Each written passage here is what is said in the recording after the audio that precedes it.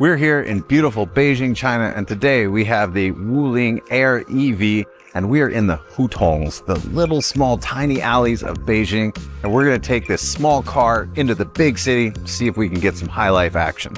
So to tell you a little bit about Wuling, this is a car brand that is super popular in China. And I mean super popular, like millions of views for people who have these cars and millions of people who are buying them for their personalization. You can trick it out. There's people who have made like entire Hello Kitties or Pokemon Wulings, and that's the Mini EV. This is their new car, the Air, and I am really excited because this is a car that I think is going to do really well. It's a pleasure to drive, it's a lot of fun, and we're going to show you all the things it can do.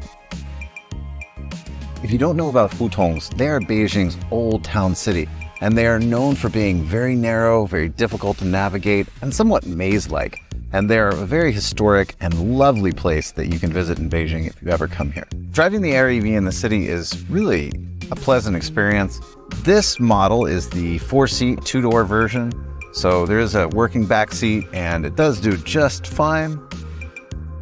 And this will set you back about 83,000 RMB or 12,000 US dollars. So not a bad price for a small car, although I do think the price is a little bit high. So we just got back from our Hutong trip, doing exactly what we should be doing in a subcompact EV, which is taking it to those hard to reach places in the city that usually people take the subway to get to, where in a full-size car, it's not very convenient to drive. This car performed great taking those tight turns, those hard to reach places, no problem. If you like subcompact cars, but maybe you're like, I want 4 doors, I want it to be a little bit bigger. Wuling also has the Bingo, which is a 4-door car, same price range and similar features. The Air and the Bingo both feature pretty similar specs, with the Air being a 28 kilowatt hour battery as well as a 300 kilometer range. The Bingo being a little bit bigger with a 32 kilowatt hour battery, and the range being just a little bit longer at 333 kilometers. The Wuling Air has a lot of interesting stylistic components. Across the front here, which breaks up the bunted look, is this halo, and it has a LED strip here, which is a running light, which is going to increase your visibility, which in a small car is pretty important. The LED lights look great on the road, and you can see everything that you need to see. And across the front here, we have the Wuling logo, which is your charging point, which is a really interesting choice, and it lights up and looks good as well. Being a subcompact car, you really are not going to get the sleekest, the coolest looks. And when I said this is a boxy feel, that's kind of being the most generous I can with it, because this is a slab. And there is this black trim to break it up. There's this decal sticker here because this is the same color paint as it is underneath it, and that's okay. The looks of this, overall, it looks good, but it doesn't look great. The back of the Air continues to give it a designed feel, having this wingtip here to break up the boxiness, having this halo strip here to increase the visibility as well, and the cohesiveness of having it in the front and in the back. And of course, you've got your brake lights here and a working hatch. It features keyless entry and keyless start, and the key itself looks pretty good. 360 cameras for when you're taking tight turns and backing up. You have your no-touch start, as well as your shifter for parking, reverse, neutral, and drive. But you can take some stuff around. As usual, we'll talk about the things that we like and don't like. Overall, the Air is designed cohesively, where everything in it that has this like future feel.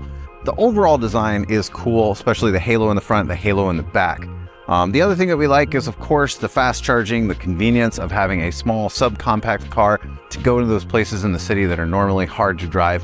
The other thing is the Mini EV from Wuling was a car that got heavily customized.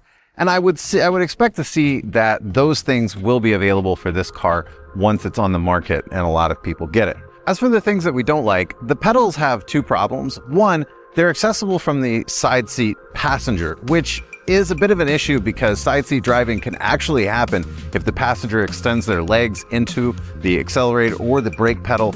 There's not much of a divide between them, which also means if you drop something, it is very easy to impede the function of the brake or accelerate pedal, which can be dangerous.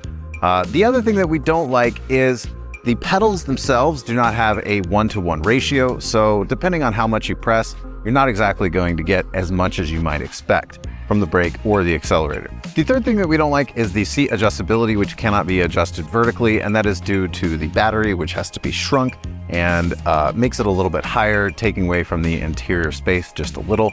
The good things are it doesn't drive like a golf cart. It's roughly the size of a large golf cart, but it doesn't drive like one. It drives more like a car. The suspension and the stability feels very car-like, although this is definitely not a car I would be driving fast. The other thing is that the stopping and starting can be a little tricky. With the brake gives a little more than you would think and sometimes a little less than you would think, but it does stop rather quickly because it doesn't weigh a lot. And then accelerating can be also a little tricky. When you put your foot on the accelerator, there's a little bit of a dead space.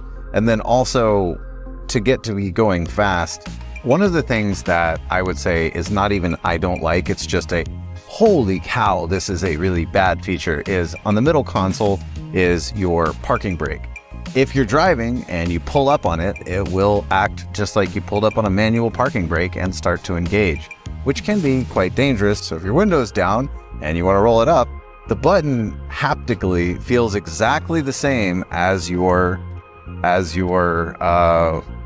roll up. The button itself is a little bit of a texture to it that feels different, but it's really easy to confuse it. And I did just that while we were driving, and the car made a horrible grinding sound, although it did not stop.